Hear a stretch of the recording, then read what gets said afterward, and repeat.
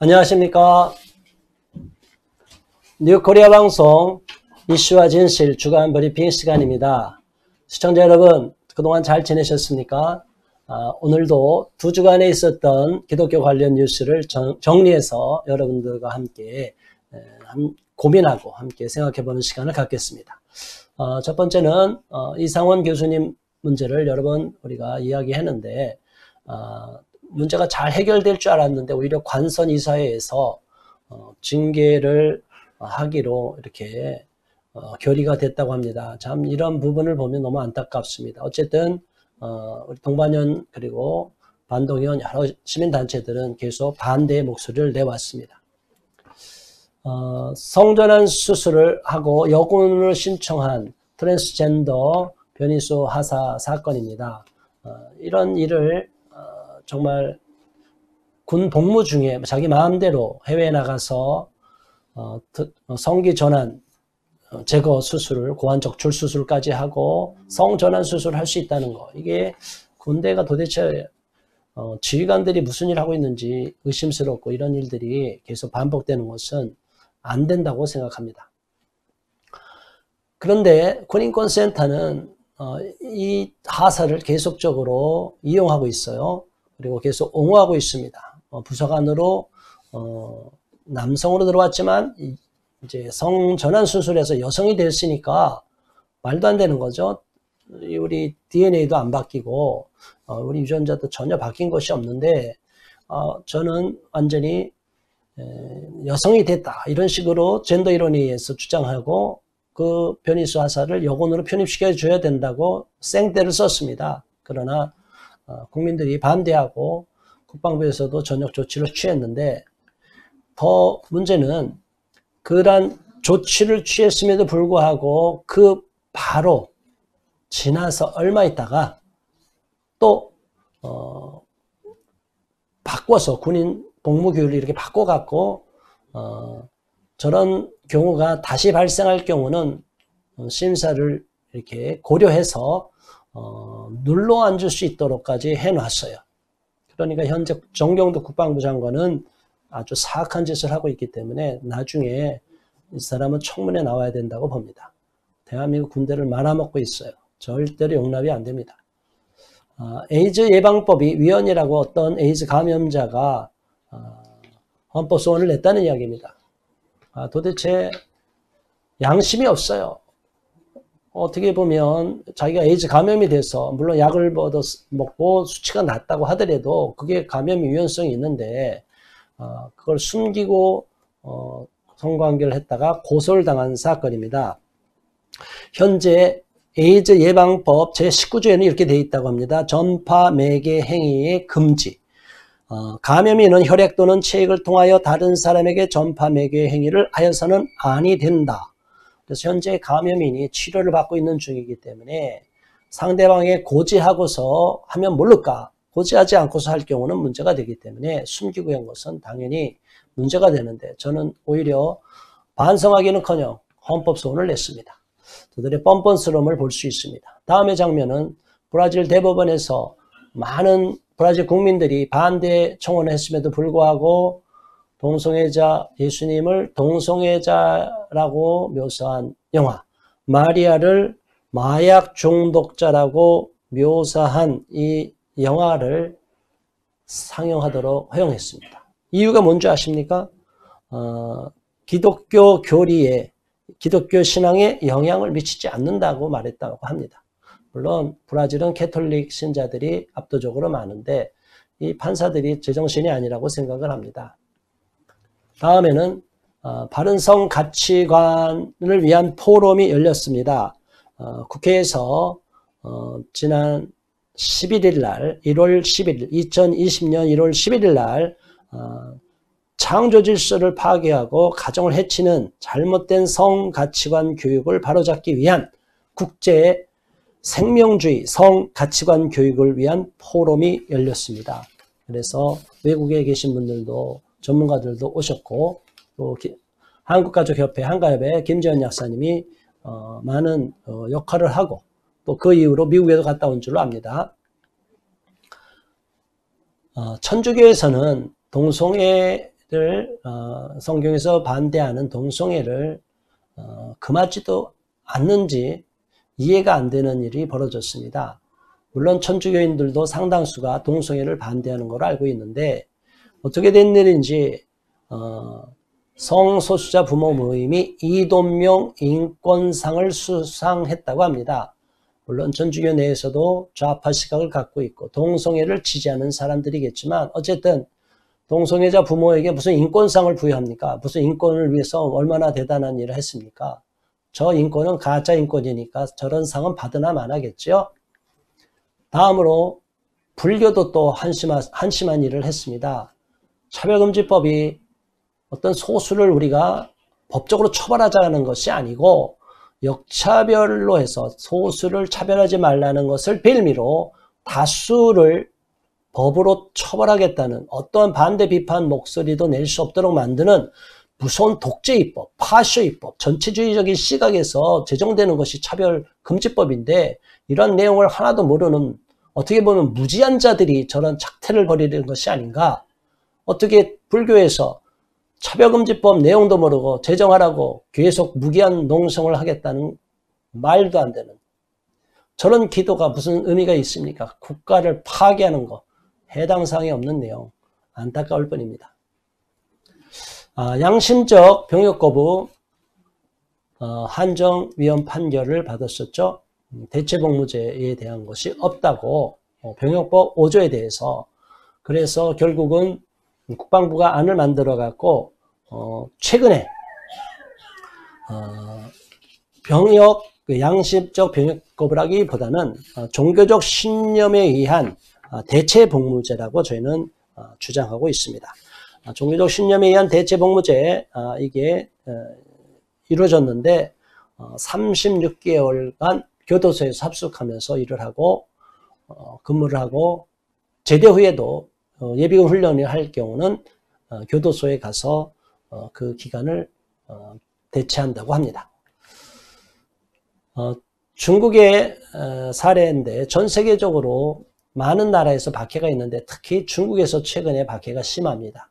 제가 아는 선교사님들도 지금 중국에서 많이 추방된 분들이 있고 안타깝습니다. 그리고 교회를 많이 파괴를 하고 있습니다. 중국의 교회가 작년 한 해 2019년도에 23개 교회를 폐쇄시켰고 전 세계에서는 약 3,000명의 기독교인이 순교를 살해를 당했습니다. 순교하신 거죠. 너무나 안타깝습니다. 지금 기독교는 전 세계적으로 박해를 받고 있습니다. 왜 그러겠습니까? 유일한 구원자이신 예수님을 전하고 있고 예수님 외에는 구원이 없다고 전하고 있기 때문입니다. 그것을 시기하는 자들이 악한 사탄의 사조를 받은 자들이 그들을 많은 기독교인을 살해하고 있는데 너무나 안타까운 일입니다. 다음 세대를 위해서 우리 자녀들을 또 다음 세대들을 잘 양육해야 되는데 안타깝게도 우리 정부에서는 다른 종교는 많이 지원을 해주는 것으로 알고 있습니다.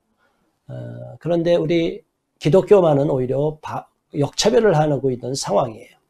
지금 기독교 사학이 사립학교도 엄청나게 지금까지 대한민국이 세워지는 과정 그 이후로 교육에 엄청난 희생을 했고 투자를 했고 많은 공헌을 했음에도 불구하고 지금 현 문재인 정부는 반기독교적인 정서를 갖고 있어요. 저들은 정책도 그렇게 밀어붙이고 있습니다. 그런데도 현 문재인 정부를 맹목적으로 지지하는 기독교인들이 있는데 그들은 하나님 앞에 기도해서 다시 본인들이 지지하는 그것이 하나님 뜻이 맞는지 아닌지를 돌아봐야 된다고 봅니다. 엄청나게 반기독교 정책, 또 동성애 지지 정책을 일관되게 펼치고 있는 민주당, 그걸 한결같이 지지하고 있는 사람들이 도대체 어떤 신앙을 갖고 있는지 의심이 되고 지역 정서, 자기들끼리 뭔가 끈끈한 유대감만을 앞세워서 하나님의 나라를 파괴하고 한국교회를 위험에 빠뜨리려는 악한 일을 도모하는 현 문재인 정부를 지지한다는 것, 민주당을 지지한다는 것은 저희는 신앙적으로도 기독교 신앙의 관점에서 봐도 이해가 안 되고 용납할 수가 없습니다. 아무튼 불교는 템플스테이, 천주교는 직업체험, 농구, 음악회 이렇게 쭉 여러 이단 종파들까지도 여러 가지 이런 일을 해서 정부랑 지방자치단체랑 연결해서 많은 청소년들을 잘못된 길로 이끌어갈 수도 있기 때문에 안타까운 일이 있고 경각심을 가져야 된다고 봅니다. 반가운 소식입니다. 신천지 위장 포교하는 것이 있습니다. 신천지는 가짜 교회를 만드는 거죠. 진짜 교회인 것처럼 위장한 모략전도라고 하는데, 그래서 그러한 위장된 교회를 법적으로 처벌하는 조항, 현행법에 어긋난다는 판결이 나왔습니다. 그래서 피해자에게 500만 원을 지급하라는 판결이 나왔습니다. 앞으로 신천지한테 피해를 본 많은 분들은 다 법적으로 소송해서 저러한 보상금, 변상금을 받을 수 있기를 바랍니다. 피해 보상금을 받아야 됩니다.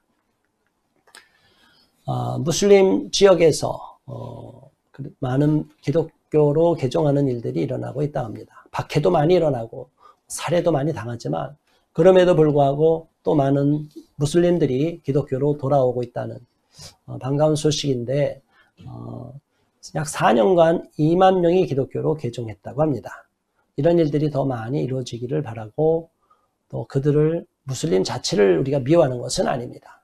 그들을 다 사랑하고 또 그들이 무장으로 폭동을 일으키거나 어느 나라나 지역으로 들어가서 그쪽을 완전히 장악해서 자기들만의 샤리아법을 만들어서 위협을 가하기 때문에 많이 두려워하고 걱정하고 있는 것이지 그 한 사람 한 사람 자체를 우리가 미워하는 것이 아닙니다.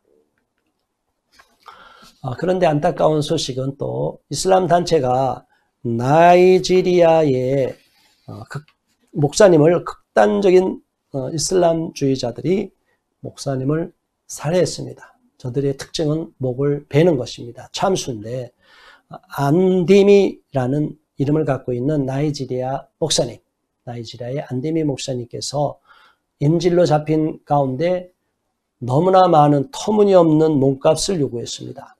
26억 원을 요구했습니다. 여러분 상상되겠습니까? 나이지리아 후진국인데 이런 선진국도 아니고 목숨값으로 26억을 요구했다는 것은 죽이겠다는 얘기겠죠.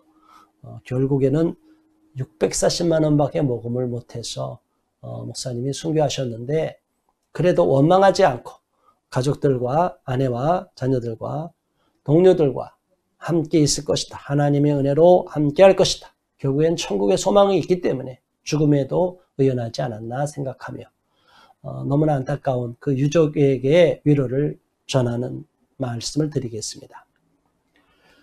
미션 스쿨에서 기도와 예배를 허락하라 라는 얘기가 나오는데 왜 그러겠습니까? 미션 스쿨이 제대로 역할을 못하고 제대로 기능을 하지 못하도록 자꾸 제한을 두고 있어요. 그래서 미션 스쿨에서 기도와 예배의 자유를 자꾸 제한을 둡니다. 그런데 우리가 살펴본 것처럼 템플스테이 이런 것도 강조하는 것처럼 다른 종교들은 계속적으로 강요를 하고 도와주고 있어요. 있을 수가 없는 겁니다. 왜 기독교를 역차별합니까? 현 문재인 정부는 반기독교 정권입니다. 이 방송을 보시는 분들 혹시 기독교인이든 아니든 아시면 특히 기독교인들께서는 현 문재인 정부는 반기독교 정부라는 것을 분명히 아시기 바랍니다.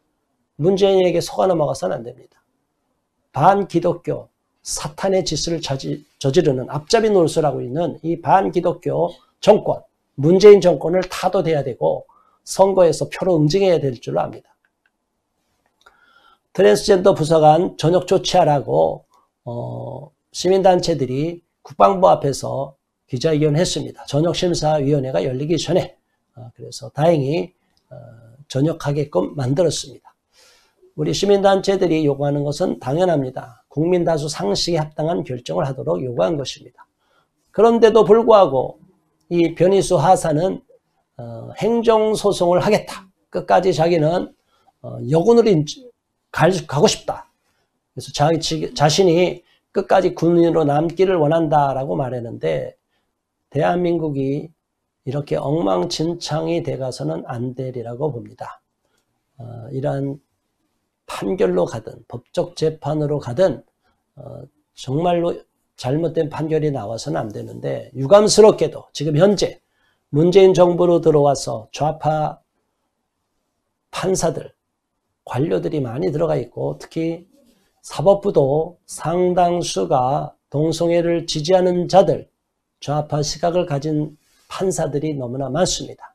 또 우리법 연구회를 비롯해서 그런 사람들이 과거 군대 하나회처럼 자신들이 뭔가 조직을 갖고 일사불란하게 움직이고 있습니다. 저들은 반드시 역사의 심판을 받을 것이고 정권이 바뀌면 다 속아내야 될 줄로 압니다. 심상정 의원, 정의당이 차별금지법을 1호 법안으로 자기들이 입법 발의하겠다 얘기했어요.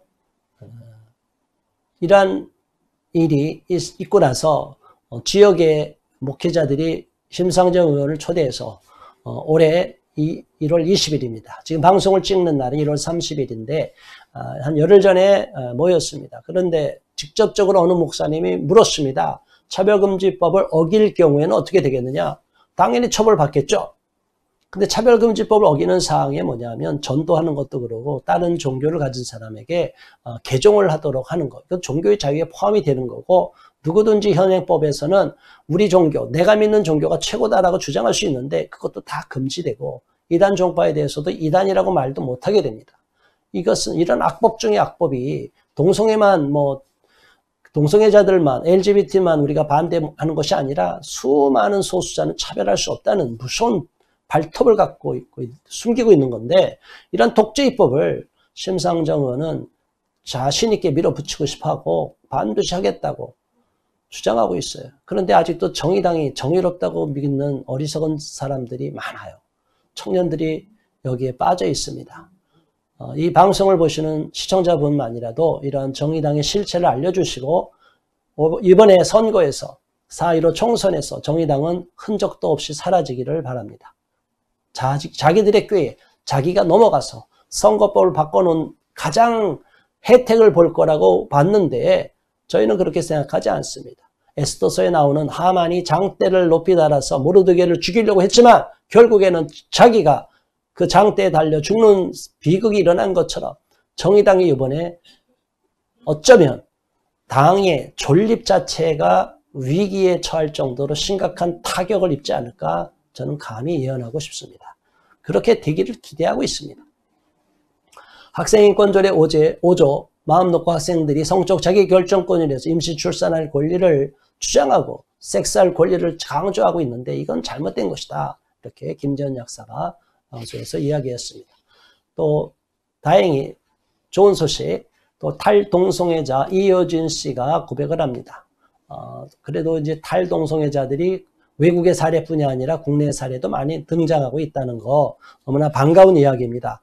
이효진 씨는 7살 때 성폭행을 당한 후에 방황하다가 남자가 되고 싶어서 2014년부터 남성 호르몬을 투여하기 시작했고 목소리도 변하고 턱수염도 많이 자랐습니다. 체형도 남성처럼 변했지만 행복하지가 않았다고 합니다.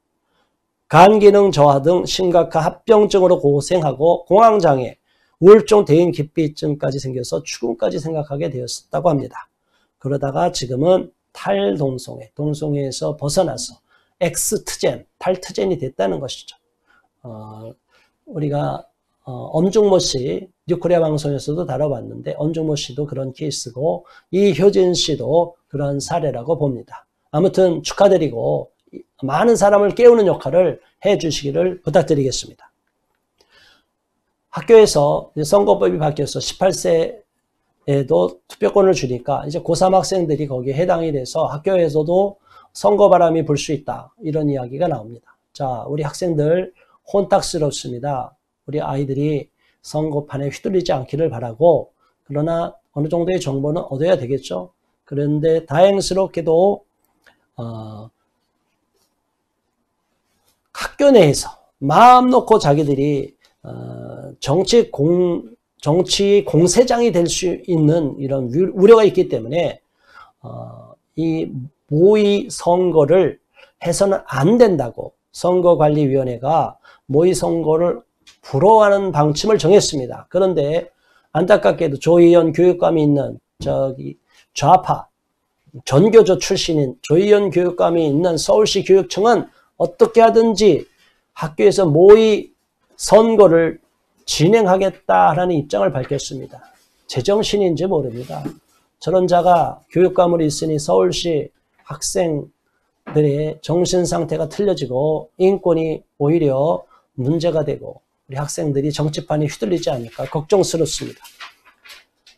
다음으로는 연세복음주의 연대, 우리 청년들의 모임이라고 합니다. 청년 조직인 연세복음주의 연대가 동성애나 제3의 성 논란이 되고 있는 가운데 말씀 중심으로 올바른 가치관을 청년 세대들에게 일깨워주기 위해서 성경적인 가치관으로 바라보고 교육해야 된다는 세미나를, 성윤리 세미나를 열었다는 이야기입니다. 좋은 이야기입니다. 마지막입니다. 명절이 잘 보내셨습니까? 시청자 여러분, 명절을 맞이하든 어떤 절기를 맞이해, 기독교 절기를 맞이하든 우리 기독교는 이웃을 돌보는 교회들이 참 많습니다. 알려지지 않은 교회들이 너무나 많은데 그 중에 한 교회의 사례입니다. 기독교 일부가 교단입니다. 한교총과 한교봉이 동자동 쪽방촌을 방문해서 나눔 행사를 가졌다. 아직도 서울역 근처에 있는 쪽방촌에는 어려운 이웃들이 많이 살고 계시다고 합니다. 동자동 주민과 함께하는 2020년 설날 나눔의 행사, 사랑 나눔 행사를 가졌는데 앞으로도 이런 일들이 계속 지속되기를 바라고 더 많은 단체가 동참하기를 바라고 또 많이 알려지지 않은 단체, 교회에서도 이런 일들을 오른손이 모르게, 오른손이 한 일을 왼손이 모르게 하고 있다는 사실을 시청자 여러분들에게 다시 한번 알려드리겠습니다. 지금까지 여러분 어떻게 보셨습니까? 나름대로 이 방송을 통해서 우리 사회가 돌아가는 현상, 그리고 한국 기독교를 위협하는 문제들이 어떤 것인지를 한눈에 파악할 수 있으리라고 봅니다. 예, 계속적으로 관심을 가져주시고 좋아요, 구독 눌러주시고 주변에도 퍼뜨려 주시기를 바랍니다. 그래야만이 여론을 형성할 수 있고 우리 기독교뿐이 아니라 우리 대한민국을 지켜낼 수 있으리라고 봅니다. 지금까지 뉴코리아 방송 시청해 주신 여러분 감사합니다. 다음 시간에 또 뵙겠습니다.